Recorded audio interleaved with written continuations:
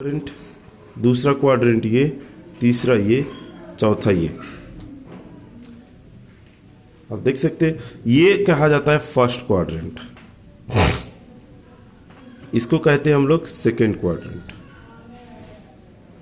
इसको कहेंगे हम लोग थर्ड क्वाड्रेंट, इसको कहेंगे हम लोग फोर्थ क्वाड्रेंट।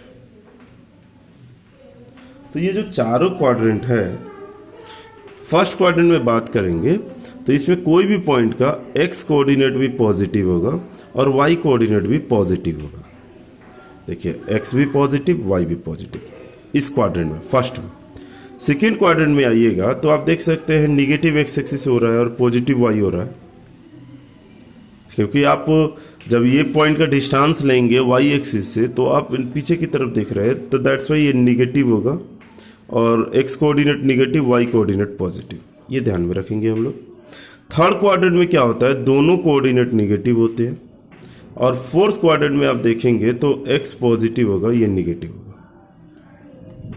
ये होते हैं चारों क्वाड्रेंट और उनके जो पोजीशंस के हिसाब से क्या कोऑर्डिनेट बनेंगे वो आइडिया हो गया। तो अब हम लोग बातें करेंगे डिस्टेंस फार्मूला के बारे में। जैसे कि अगर देखें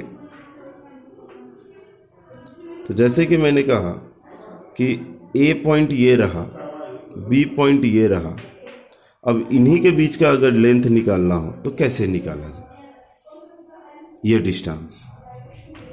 तो सबसे पहले ये पता कीजिए कि ए का पोजीशन क्या है, कोऑर्डिनेट क्या है, पोजीशन का मतलब वही है, बी का कोऑर्डिनेट्स क्या है।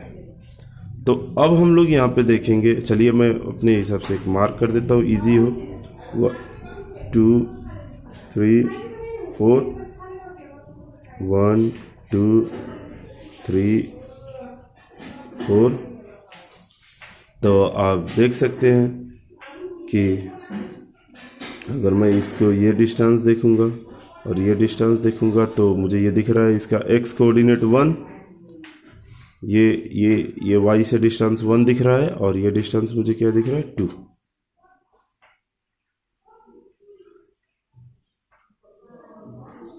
उसके बाद बी की बात करते हैं तो ये बी जो डिस्टेंस है क्या दिखाई दे रहा है,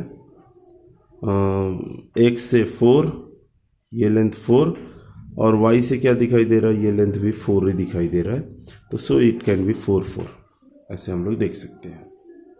ठीक है, तो आप यहाँ पे देखिए सबसे पहली बात कि जो मैं ये प्लॉटिंग कर दिया, मुझे इसका लेंथ निकालना है। तो एक काम करता हूँ, मैं यहाँ से एक परपेंडिकुलर ड्रॉप कर देता हूँ, keep in mind this is R, और आप यहाँ पे देखिएगा ये भी परपेंडिकुलर से है। ठीक है, तो ये जो मैंने ए बी बनाया और ये जो ए आर आपको दिखाई दे रहा है और ये बी आर दिखाई दे रहा है, तो एक राइट एंगल ट्रायंगल दिखाई दे रहा है आपको। हमें निकालना है ए बी का वैल्यू, समझिएगा, ए बी का लेंथ निकालना है।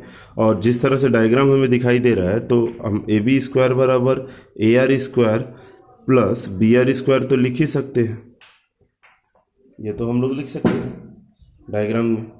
और जरा देखिएगा जो ए आर है वो ये वाला लेंथ से बराबर है ना, गौर कीजिएगा ये क्या है, ये 1 से लेके 4 तक, तो ये 1 से लेके 4 तक, देखिए ये 1 हो गया था इसका एक्स कोऑर्डिनेट और ये 4 जो था इसका एक्स कोऑर्डिनेट था। तो ये डिस्टेंस हमें कितना दिखाई दे रहा है, इतना, दैट इज 3 दिखाई दे रहा है। 3 कैसे, ये 4 है ये 1 है, तो 4 - 1 3 होगा ना, ये लेंथ इतना।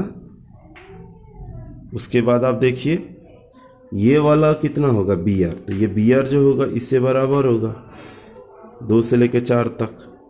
तो 2 से लेके 4 तक ये लेंथ कितना होगा, 2, यानी कि 4 - 2 2 हो रहा है।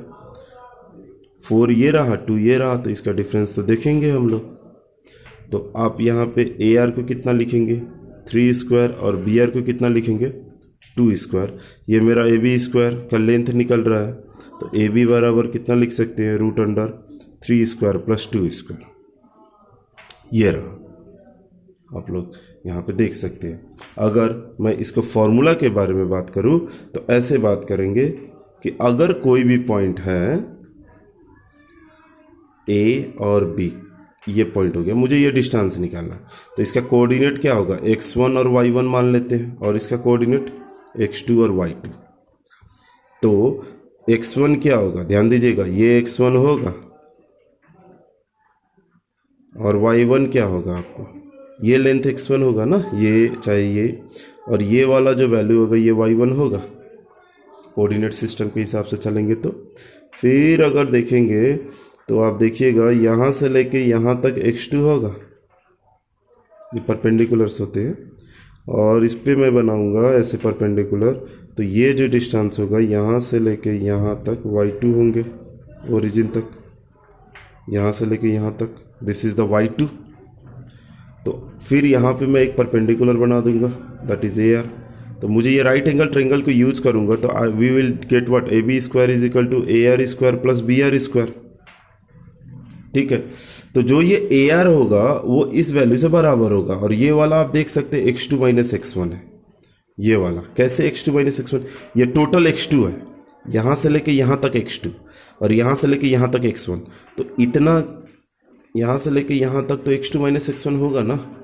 उसी तरह से ये वैल्यू इससे बराबर दिखाई दे रहा है, तो ये वाला कितना होगा, y2 माइनस y1, तो ये वाला हम लोग y2 माइनस y1 लिख सकते हैं।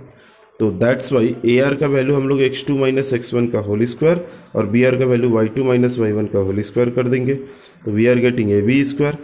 तो AB का वैल्यू जो होगा वो root under x2 minus x1 का square plus y2 minus y1 का स्क्वायर, ऐसे करके निकलता है।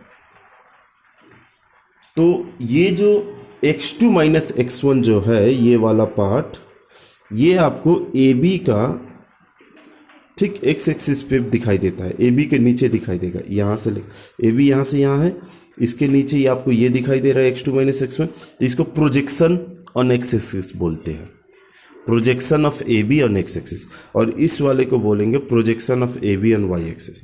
खैर, तो ये हम लोग इस तरह से फॉर्मूला यूज करते हैं डिस्टेंस के लिए। तो आगे के वीडियो में इसी से रिलेटेड और डिस्कस करेंगे हम लोग।